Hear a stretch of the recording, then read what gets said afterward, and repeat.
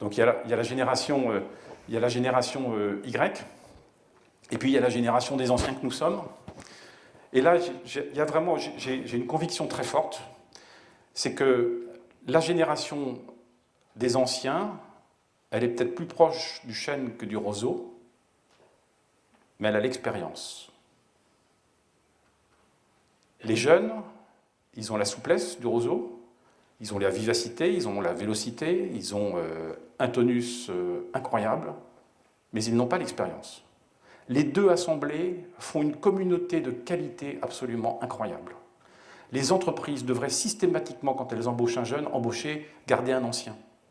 Ou quand elles ont un ancien, elles devraient l'associer à un jeune. L'un et l'autre s'enrichiraient mutuellement.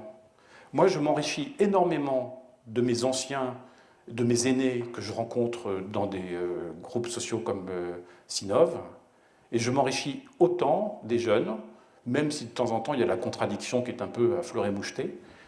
Mais le rapprochement des générations, et le numérique est le moyen d'y contribuer, le rapprochement des générations est une source de progrès pour les entreprises absolument incroyable. Et là aussi, malheureusement en France, on a tendance à dire qu'il n'y a de bons que ceux qui ont entre 30 et 40 ans.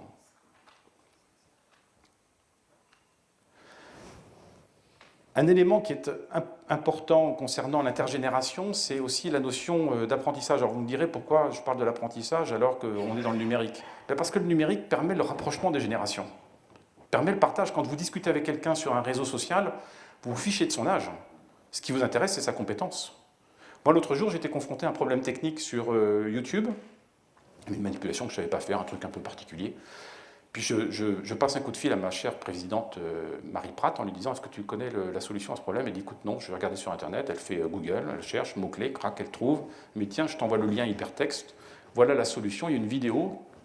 Il y a un type qui explique ça sur la vidéo. J'écoute la vidéo. Un gamin de 14 ans m'a fait un cours magistral sur le paramétrage de cette fonction dans YouTube. Je me suis dit, ce type-là, j'ai besoin de recruter un jeune aujourd'hui, c'est lui que je vais chercher. Je ne veux pas savoir quel diplôme il a, ça ne m'intéresse pas. Il est super tonique, super compétent, il a une explication qui avait une qualité pédagogique extraordinaire. Je suis tombé vraiment sur les fesses. 14 ans, le gamin, il faisait un cours magistral sur YouTube. Passionné, gamin passionné.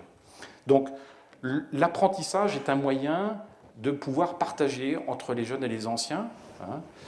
Je vous recommande, si vous ne l'avez pas lu, le livre de Georges Sand, Le Compagnon du Tour de France, qui vous permet de prendre conscience de l'intérêt de cette tradition ancestrale française